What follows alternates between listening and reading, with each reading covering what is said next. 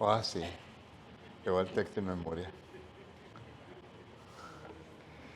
En vista de que estamos estudiando aún todavía Hebreos capítulo 6 y estamos estudiando sobre la perfección, eh, el versículo de memoria será Efesios capítulo 4 y versículo 12. Efesios capítulo 4 y versículo 12. Todos los textos que ya nos hemos aprendido en memoria para el domingo en la mañana tienen que ver con la enseñanza de la perfección, o sea, la madurez. No una perfección en donde ya jamás vamos a pecar, sino que una madurez.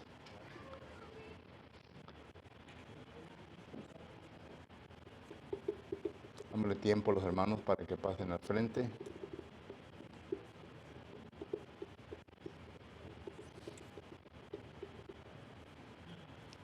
Estamos muy contentos porque ya tenemos a nuestra hermana Alicia aquí entre nosotros, hermana. Bienvenida. Nos da mucho gusto en verla nuevamente. Al rato le damos su abrazo, ¿eh? ¿Ok?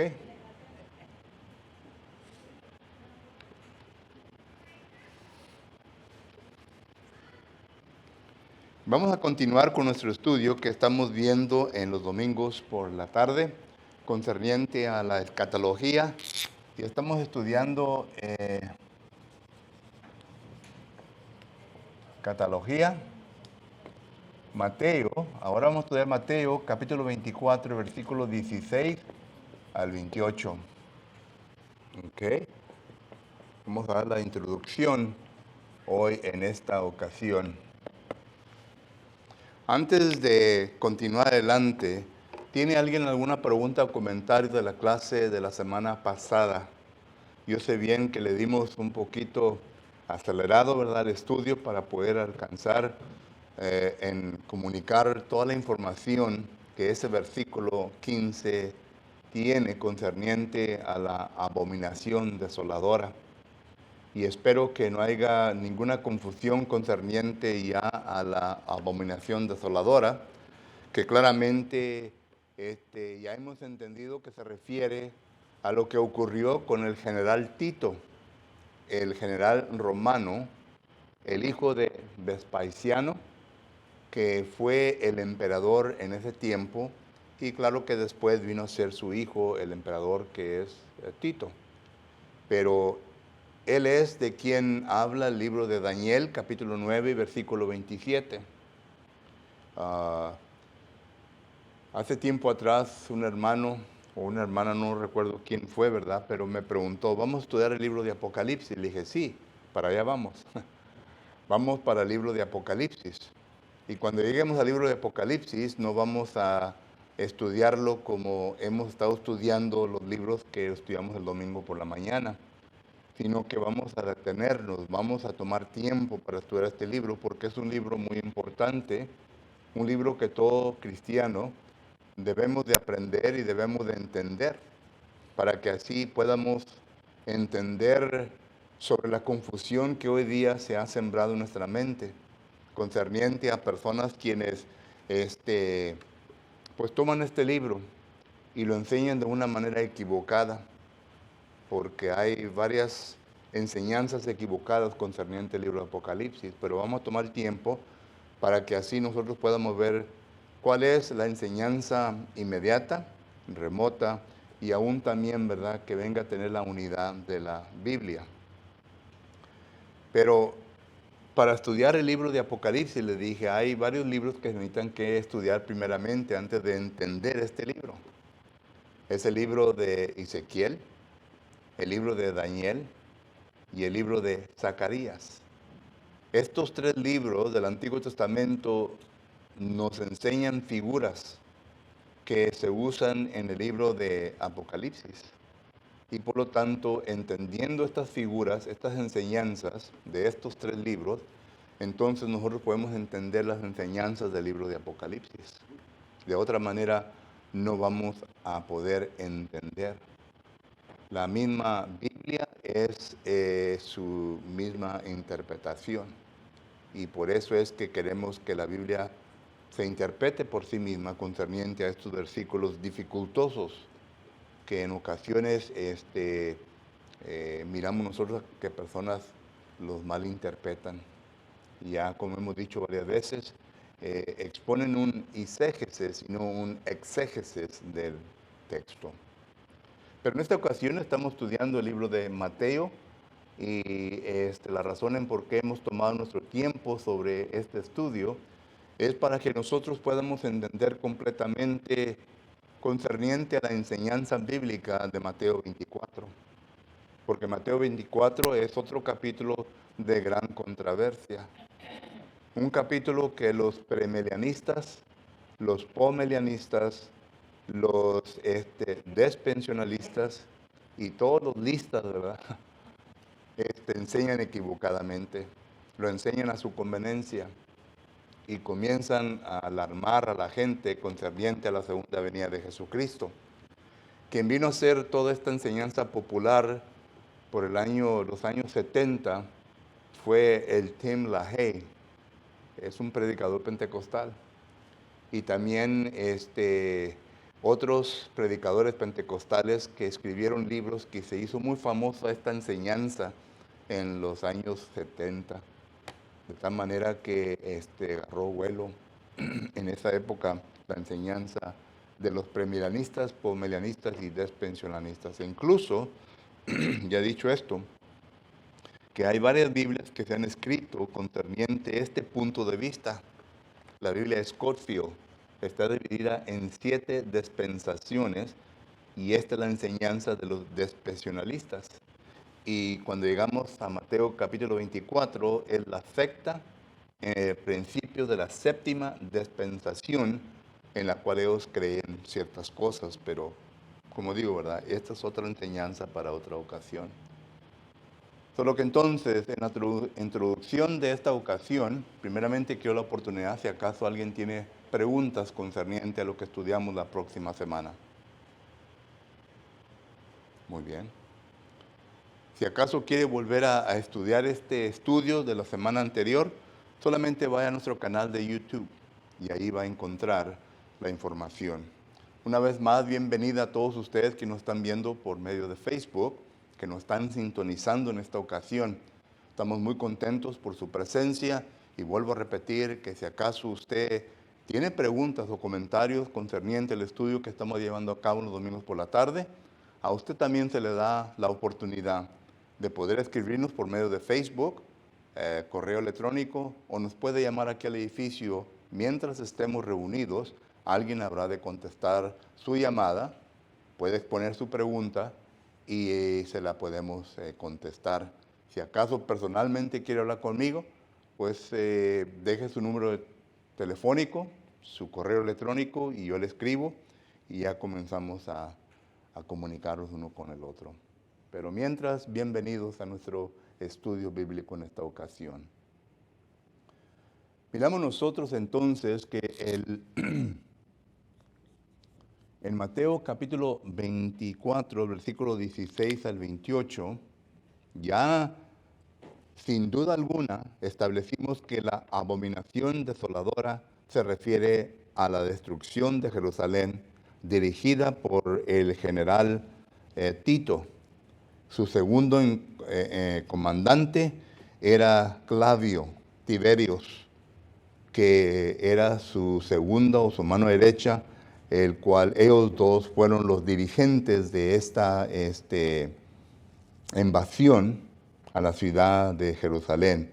Y recuerde que empezó por causa del orgullo de los judíos. Los judíos no se querían someter a las reglas romanas. Y cuando mandaron a colectar los talentos que ellos debían, concerniente a lo que el gobierno romano pedía, pues mandaron a los soldados, pusieron en ridículo a los dirigentes del templo.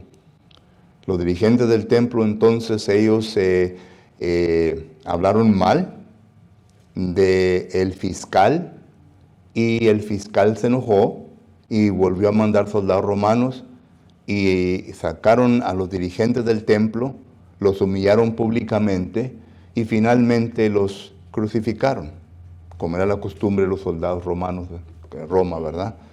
Y a consecuencia de eso, entonces ya dejó un vacío de autoridad en la ciudad de Jerusalén y en el templo.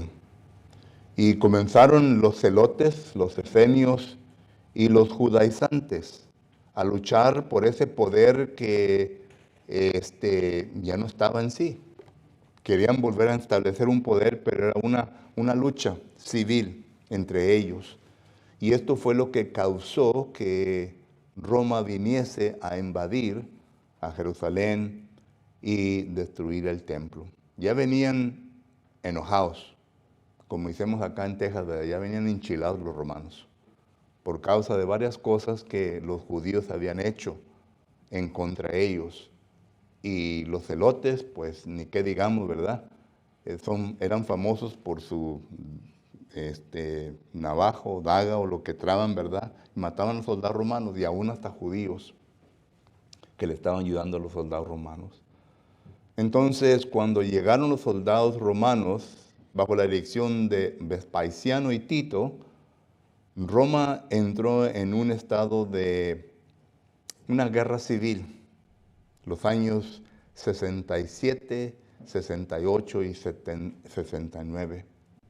Y tuvieron que llamar a Vespasiano que regresara a Roma para que arreglara todo este problema que estaba en Roma. Y Tito se quedó ahí.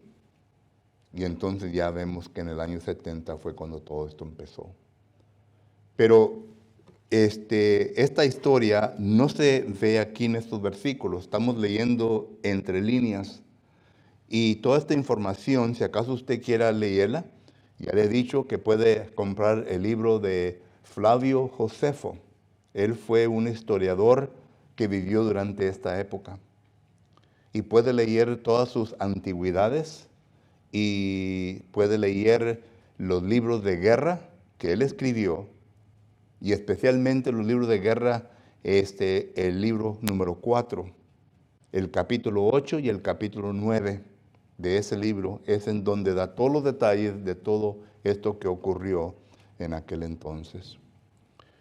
Y entonces miramos nosotros que el versículo 16 dice: entonces los que están en Judea huyan a los montes.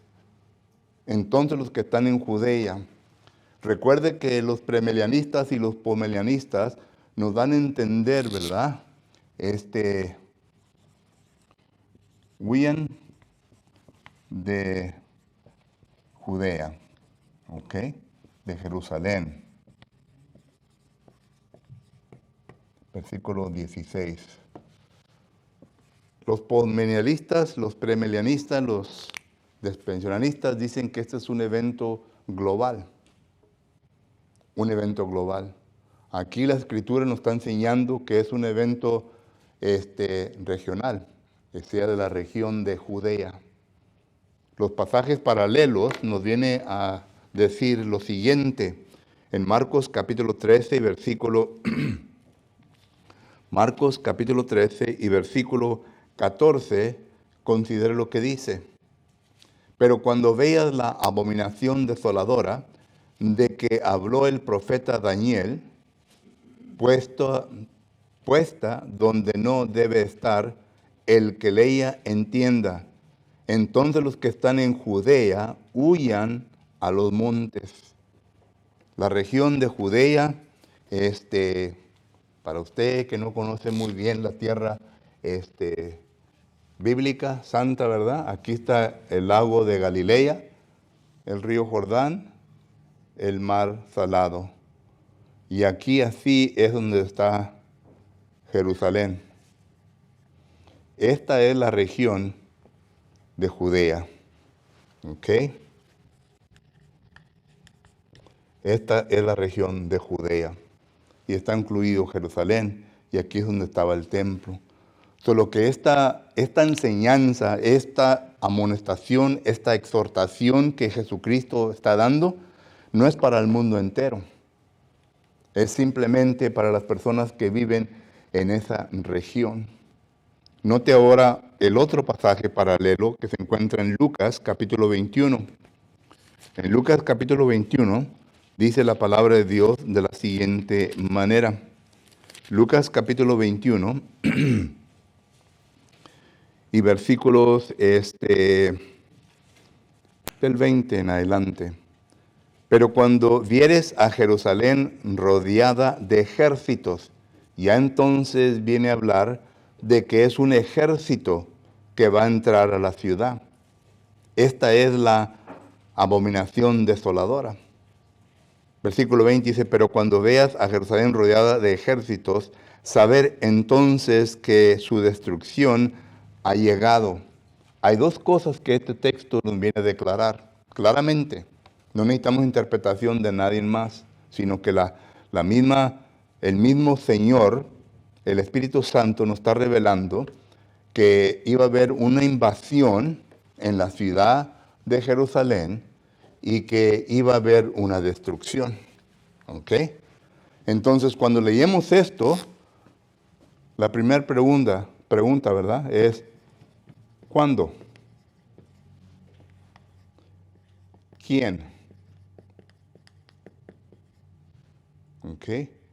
¿Y cuál será su duración? ¿Ok? ¿Cuándo? Flavio, Josefo, dice que esta invasión ocurrió el día 14 de abril del año 70, 4 días antes de celebrar la Pascua.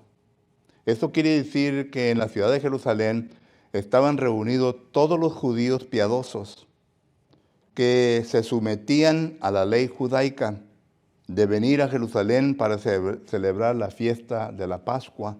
Por eso hubo mucha matazón en ese entonces. Ahora, ¿quién? Ya se estableció claramente, porque dice, el que entienda, que lea. Y está hablando el libro de Daniel.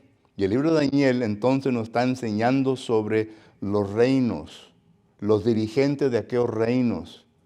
Nos habla de 4 diferentes reinos y uno de esos reinos del cual nos habla es el reino romano.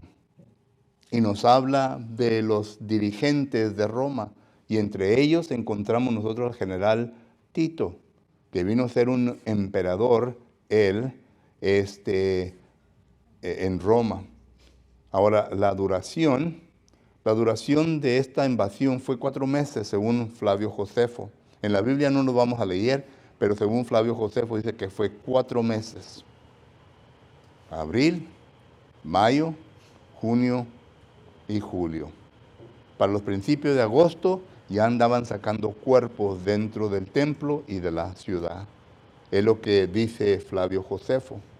Entonces, cuando los premilenianistas y todos los demás dicen que este será un evento global, porque recuerden, de aquí es donde saca la enseñanza del rapto, que será un evento global. Aquí no habla nada concerniente a lo global, sino que únicamente a la región de Judea. Versículo 16 claramente lo viene a establecer. Pregunta o comentario de esto antes de seguir adelante, hermanos. Ok. El versículo 20 dice lo siguiente: orar pues que vuestra huida no sea en invierno ni en día de reposo. Noten que no solamente habla, ¿verdad?, que huyan de Jerusalén o de Judea, sino que habla también sobre el día de reposo. Versículo 20. El día de reposo viene a incluir únicamente un grupo de gente, que son los judíos. Es decir, no se está refiriendo a ningún gentil. Usted y yo somos gentiles, no somos judíos, a lo menos que tenga sangre de judía, entonces le pido perdón, ¿verdad? Sí, pero somos gentiles. Y esta profecía o esto que está enseñando, ¿verdad?, no se está refiriendo a ningún gentil. No se está refiriendo a algo que va a ocurrir globalmente, sino que se refiere únicamente a aquellos quienes estaban sujetos al mandamiento del sábado, de reposo. Y para eso, le ruego pues que vayamos al libro de Éxodo, capítulo 20. En Éxodo capítulo 20, y versículo 1, considera lo que dice la palabra del Señor. Y habló Dios todas estas palabras diciendo, yo soy Jehová tu Dios. Estoy leyendo Éxodo capítulo 20, versículo 1 y ahora el 2. Yo soy Jehová tu Dios, que te saqué de la tierra de Egipto, de la casa de servidumbre. ¿Quién estaba en servidumbre en Egipto? Los judíos. Dios los sacó de servidumbre a ellos y les dice el versículo 8, porque aquí están los 10 mandamientos que se les da al pueblo de Israel en el monte Sinaí. Versículo 8 dice, acuérdate del día de reposo para que los santifiques o para que los puedas santificar. Entonces miramos nosotros que uno de los mandamientos que Dios le da, Jehová Dios le da a Israel, es la adoración del día sábado, que ellos vengan a santificarlo. Cuando la ley se repite por segunda vez, antes de entrar a la tierra prometida, en Deuteronomio capítulo 5 y versículo 3, considere bien lo que dice. Deuteronomio capítulo 5, versículo 3. Bueno, vamos a leer del versículo 1 hasta el 3. Llamó Moisés a todo Israel y le dijo, oyes, Israel, los estatutos y decretos que yo pronuncio hoy en vuestro oído, aprenderlos y guardarlos para ponerlos por obra. Jehová nuestro Dios hizo pacto con nosotros en Horeb, y con nuestros padres hizo Jehová, no con nuestros padres hizo Jehová este pacto, sino con nosotros, todos los que estamos aquí hoy vivos. Recuerde que, otra vez, entramos a las dispensaciones, y aquí menciona todas las 3 dispensaciones. Los padres a los cuales se refiere Moisés es la dispensación patriarcal.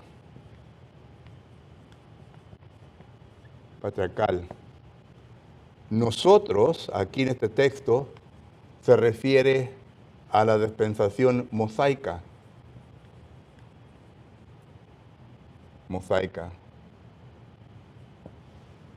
¿Ok? Entonces, estos padres, por su incredulidad, solamente 2 familias, que fue la de Caleb y la de Josué, que entraron a la tierra prometida. ¿Ok? Solo que entonces a ellos se les dio esta dirección, o sea, la ley mosaica.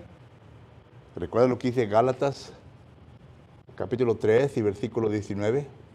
Que la ley de Moisés fue añadida. Aquí había ley ante Dios, fue añadida a una ley que ya se había establecido.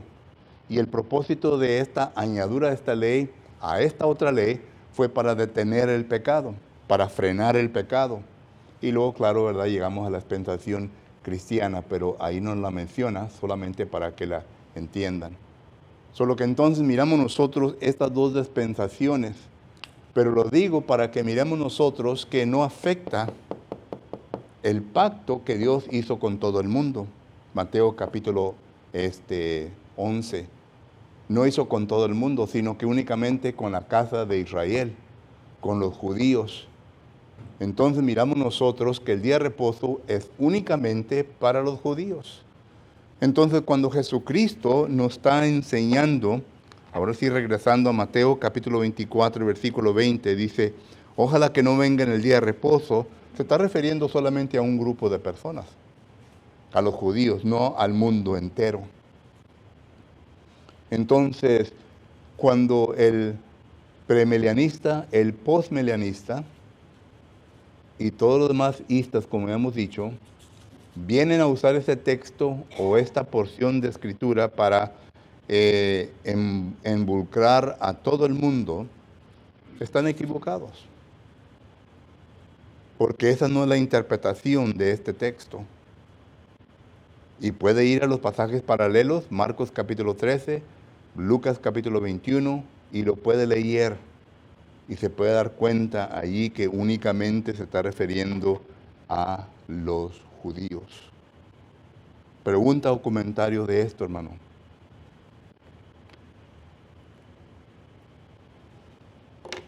Ok. Vamos pues al siguiente versículo, porque cómo ha causado problema este versículo 21. Porque habrá entonces una gran tribulación, cual no la ha habido desde el principio del mundo hasta ahora, ni la habrá. Esta frase, la gran tribulación, ¿verdad? ¿Cómo se ha mal usado? Y cuando empezamos el estudio de la escatología, vi varios diagramas de grupos y personas que enseñan equivocadamente concerniente a la escatología. Y recuerdan que pusimos ahí el espacio de la gran tribulación. Ellos creen que habrá una gran tribulación. Los premilenianistas, los postmilenianistas creen de que Cristo Jesús vino. Ya vino Cristo Jesús. Según el señor Charles T. Russell, ya llegó en el año 1914. Lo hizo público y por causa de que no ocurrió nada visible, ¿verdad? Él después dijo que había venido en secreto. Y la Biblia claramente dice, ¿verdad? Que vendrá con voz de ¿qué? De arcángel. Y que todo ojo le verá. Primera a los Tesalonicenses capítulo 4 versículo 16, que vendrá con voz de arcángel. Que todo ojo le verá. Apocalipsis capítulo 1 versículo 7. Y que todos los que están en sepulcro habrán de resucitar. Juan capítulo 5 versículo 28 y 29. Yo no estuve vivo en el año 1914. Yo creo que pues ni era ni pensamiento, ¿verdad?, de mi padre, porque pues, aún todavía no nacía él. Pero la gente que estuvo presente en el 1914, los que han entrevistado, no vieron nada de esto. E incluso el mismo grupo que estaba siguiendo a Charles T. Russell, ellos se enojaron y llegaron a un desacuerdo, porque entre ellos estaba la señora Helen G. White y su esposo. Y estas personas que estaban como dirigentes se apartaron de Charles T. Russell, que él después vino a empezar los testigos de Jehová, aunque ellos dicen que no tienen, ellos dicen que el principio de Dios de la Biblia es mentira. Se empezaron en 1830 y el grupo que se separó de Charles T. Russell, Helen White y su esposo y otros, empezaron los adventistas del séptimo día. Y estos dos grupos son los que creen sobre todo esto y son los que han avanzado esta falsa doctrina que ahora se ha inculcado en diferentes sectas. Por lo que entonces miramos nosotros, ¿verdad?, que así es como empieza todo esto. Pero todo esto refiriéndose a la gran tribulación. La gran tribulación, dicen ellos, que Jesucristo vino y ahora estamos nosotros en la gran tribulación. Es un espacio de 1000 años. Y que durante estos 1000 años Dios le está dando segunda oportunidad a los pecadores para que se arrepientan. Porque va a regresar otra ocasión. Y ya ellos dicen que esta será la segunda venida de Jesucristo. La primera, 1914, que vino invisiblemente. Ahora va a venir otra, 1914, y luego cuando venga, ahí ya comienzan a aplicar el libro de Apocalipsis, que Satanás va a ser suelto y que por un tiempo y medio, etcétera, comienzan a usar todas esas frases, dará lugar para que se arrepienta la gente.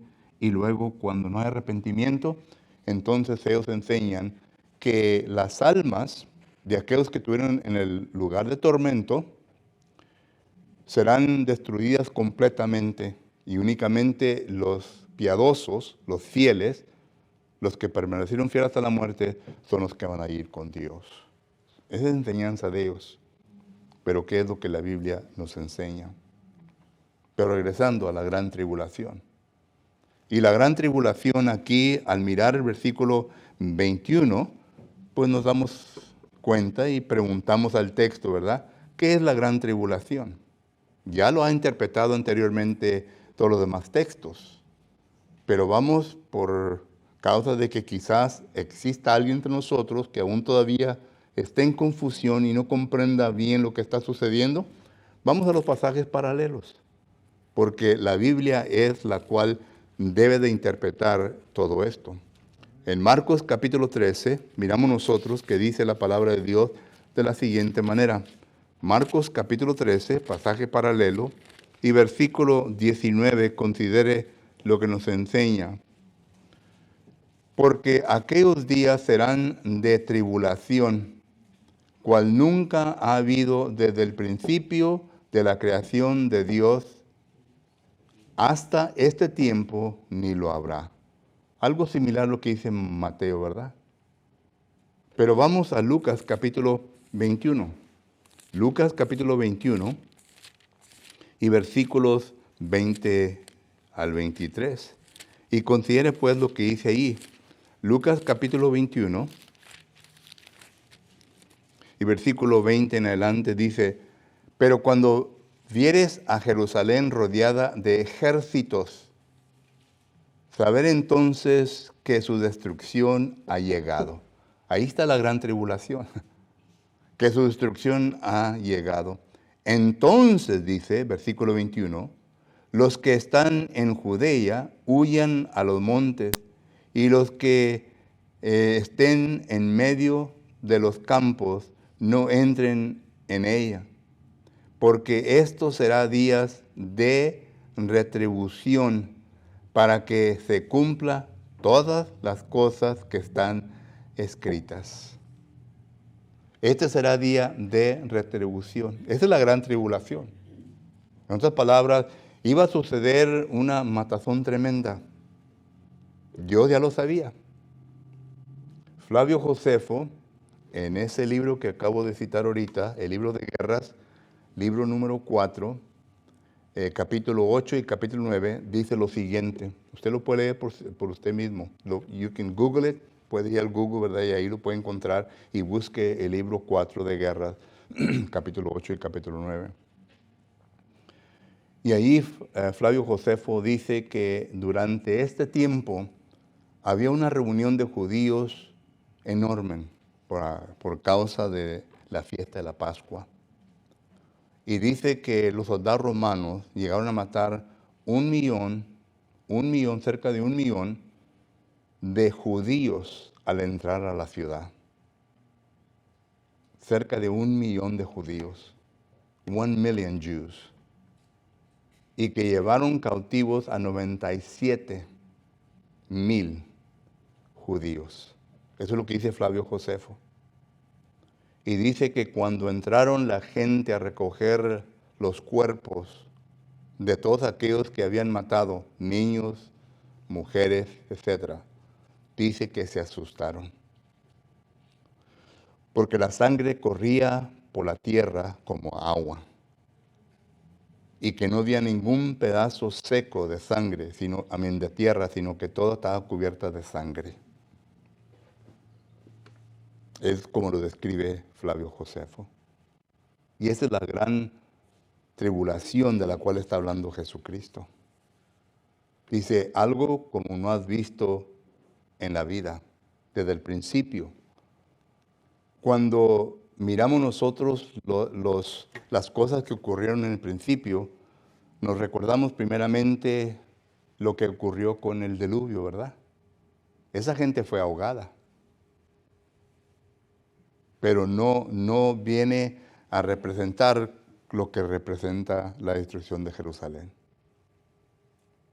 Cuando seguimos más adelante, Génesis capítulo 19, Dios destruyó a 2 ciudades por causa de sus inmoralidades. Judas lo viene a describir. Pero por causa de sus inmoralidades, Dios vino a destruir a Sodoma y a Gomorra. Y no se compara a esto. Y luego, más adelante, tenemos la matazón de Nabucodonosor. Cuando viene y invade a Jerusalén por primera vez, en el año 587 antes de Cristo. La primera vez cuando se llevan a Daniel y a todos los nobles de ahí. No compara esa matazón con lo que ocurrió en el año 70. Y queda la segunda invasión en el año 597 o 96.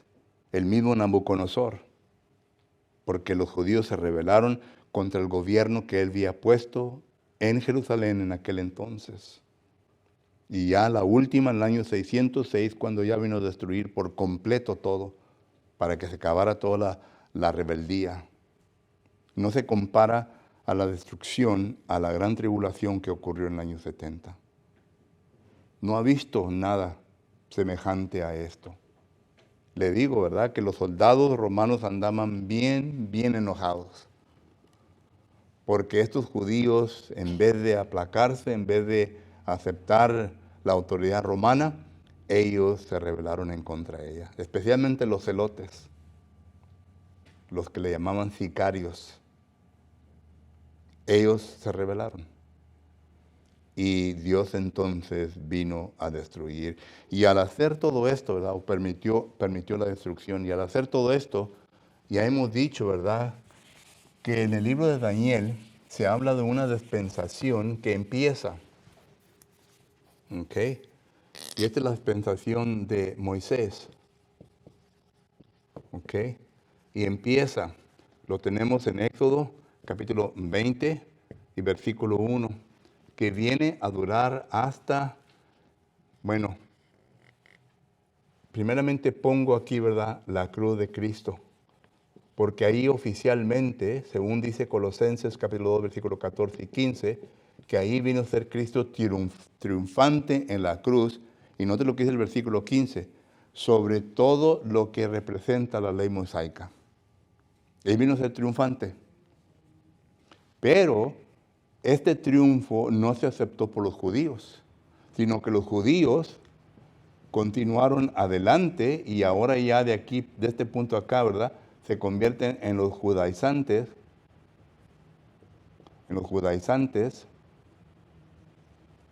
causando problema al cristianismo.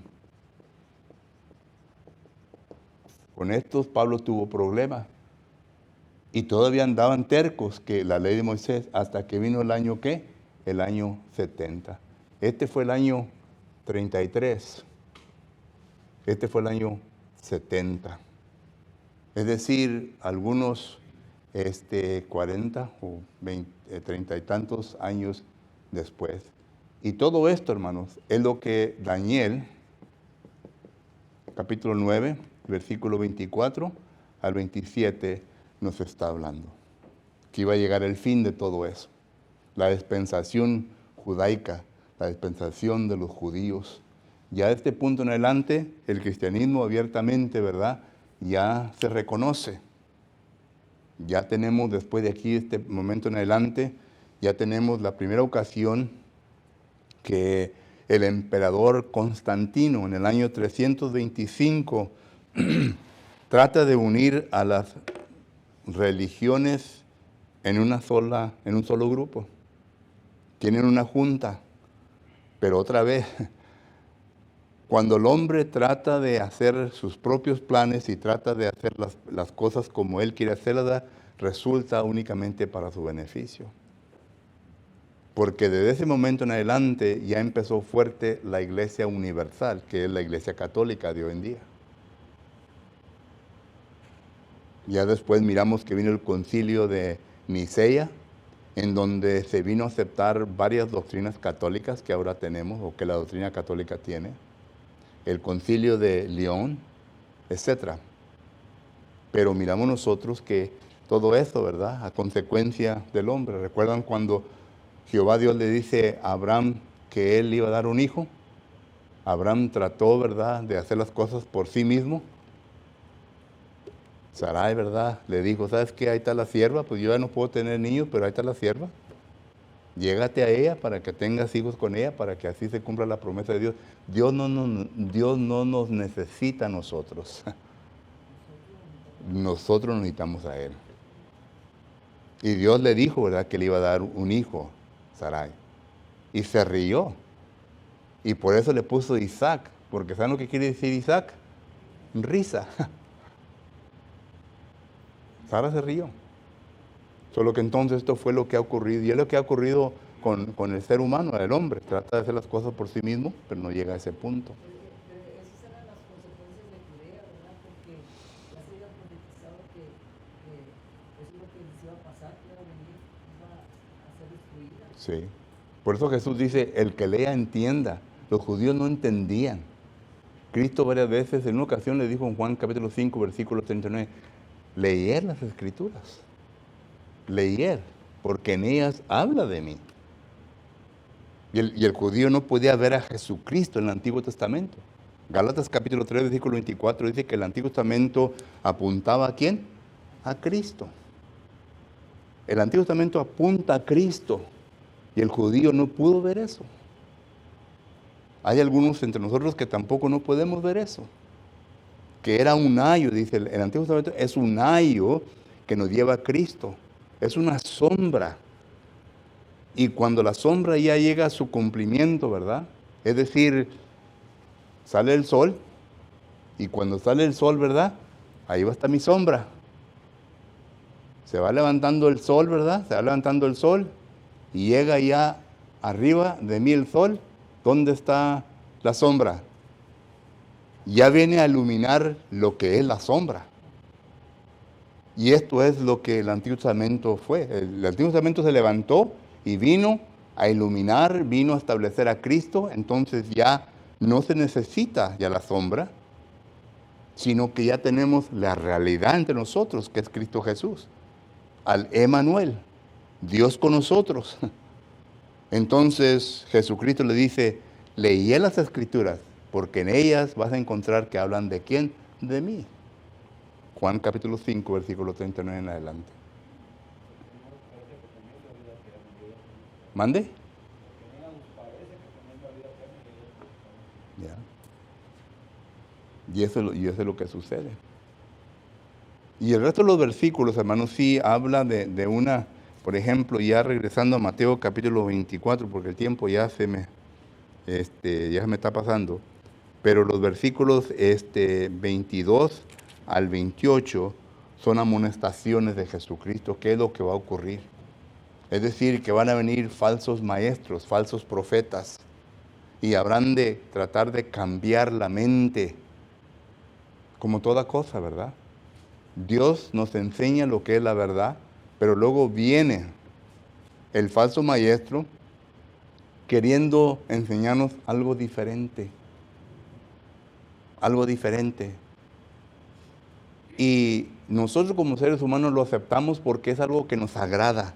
Es algo que nos va a ayudar a nosotros. Por ejemplo, una persona religiosa viene, ¿verdad?, y te enseña, tú no vas a morir, tú te vas a quedar aquí en la tierra. Tú te vas a quedar aquí en la tierra y vas a pertenecer a una de las tribus de Aarón. Y vas a vivir aquí en la tierra para siempre. El león se va a acostar con la oveja, ¿verdad? Y la oveja con el león y todo eso. ¿Han oído esas historias? De los que vienen y suenan. No, tú lo tienes todo equivocado. Todo esto va a pasar. Y pues eso me agrada a mí. Yo quiero vivir para siempre aquí en este mundo. Pero Hebreos capítulo 9, versículo 27 dice, se ha constituido un día en cuando nosotros vamos a morir. Todos nosotros vamos a morir, hermanos. Salmos 90, versículo 10 dice, algunos viviremos hasta 70, los más robustos hasta 80 y otros hasta 90.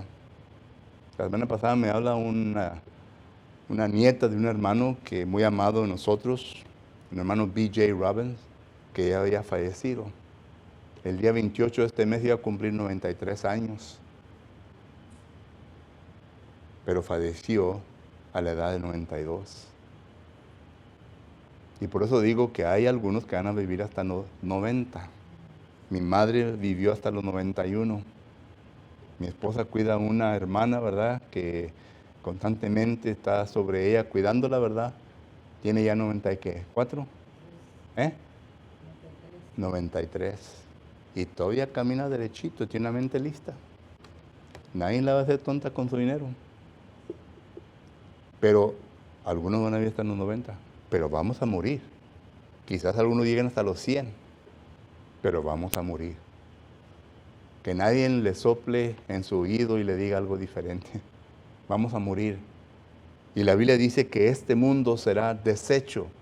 Segunda de Pedro, capítulo 3, versículo 10, dice que todas las cosas serán deshechas. Estudie bien la palabra deshecha. Según los lexicógrafos dicen que esa palabra se refiere a que se va a acabar de existir. Ya no va a existir. Apocalipsis capítulo 20, versículo 11, dice que el primer cielo y la primera tierra habrán de pasar. Es la misma palabra, se va a deshacer. Ya no van a existir. Porque va a haber cielos nuevos y tierra nueva. ¿Qué serán? Yo no lo sé. Pero Dios dice que va a haber cielos nuevos y tierra nueva. Y no va a ser este mundo, porque este mundo ya va a ser deshecho. Hermano Arnold.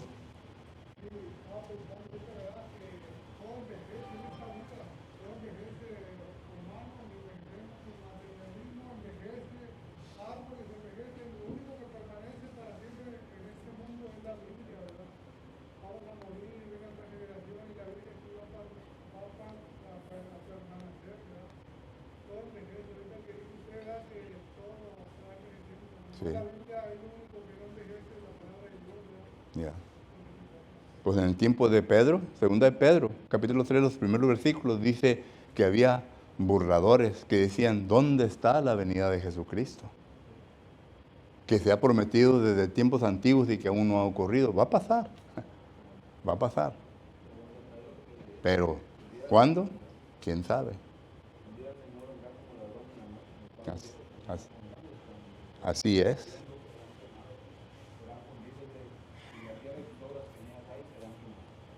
Y lo que pasa, hermanos, que hay los asteroids.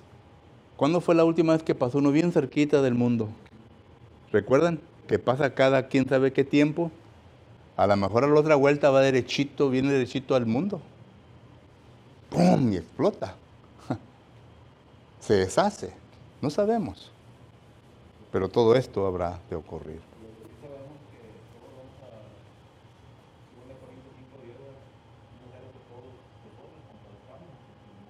¿Sí?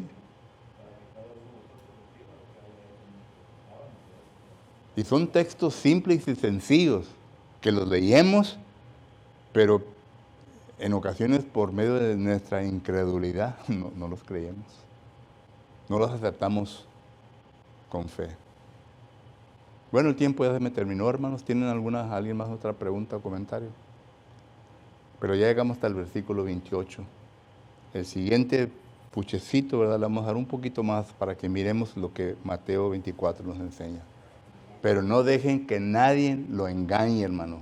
Hermano, no dejen que nadie lo engañe. Estudie su Biblia. Sepa cómo contestar de la contestación bíblica. No comience que yo pienso y yo creo, sino que diga, la Biblia enseña. La Biblia enseña. Y eso es todo lo que tenemos que hacer. Punto. Así es.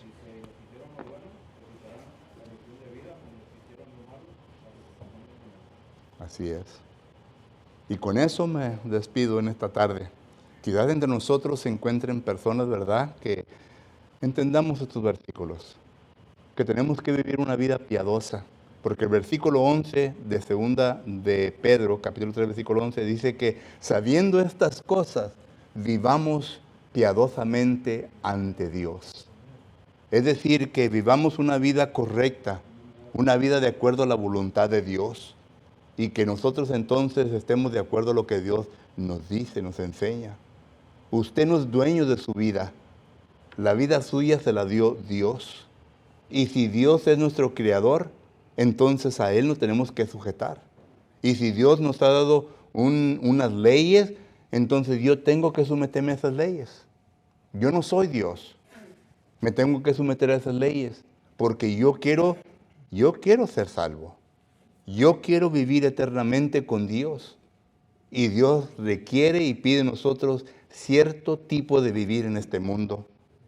Y si usted no vive de esa manera, pues entonces es su opción. Es su opción. Es su derecho. Pero sepa esto, habrá de pagar las consecuencias. Porque Dios no miente y Dios no es injusto, Dios es un Dios justo. Y promete lo que ha dicho. Y lo que Él dice es que todo aquel que vive piadosamente en este mundo será salvo. Segunda Timoteo capítulo 3 y versículo 12. Así que, ¿en dónde nos encontramos hoy en esta tarde? ¿Sí, hermano? Bueno, disculpe un comentario. De lo que está haciendo ahorita de lo de Dios, ¿verdad? Que si lo que acaba ahorita de enseñarnos, ¿verdad? Lo que acabamos de estudiar, analizamos nada más las dos personas que entraron a la tierra prometida. Nada más dos personas entraron. De miles de personas, nada más dos. Entonces, hay que tenerle temor. ¿Y qué tantos se salvaron en el diluvio? ¿Qué tantos? 8. Bien poquitos, o sea, 8. Y también con ahorita que estaba enseñándonos ahorita de cuando lo que hubo, ¿verdad? Las marrazones y todo, sí hubo personas que se salvaron, ¿verdad? Porque podemos ver a Daniel y otros, ¿verdad? Pero fueron muy pocos, ¿verdad? En todos los ejemplos, en el Antiguo Testamento, Noé se salvó con 2 hijas, Sodoma y Gomorra. Cuando vino el diluvio, se salvaron 8 personas. Cuando entraron a la tierra prometida, 2 familias, 2 personas de sus familias. Eso nos tiene que decir mucho. Pues la Biblia dice que son muchos los llamados y pocos los escogidos. Así es. Hermano Víctor, última palabra. En Eclesiastés dice que, ¿verdad? Pues le está diciendo que anda en el placer en la vista de tus ojos, en el placer de tu corazón, pero sabe que sobre todo esto, Dios te va a juzgar. Eclesiastés 8:11. Un buen texto, Eclesiastés 8:11. Bueno, el tiempo es suyo, hermanos. Se ha escogido un canto de invitación para que usted medite, para que nosotros meditemos en lo que Dios nos ha enseñado. Y si acaso hay un compugimiento de corazón, entonces podamos responder al respecto. Mientras nos ponemos de pie, entonamos un canto de invitación.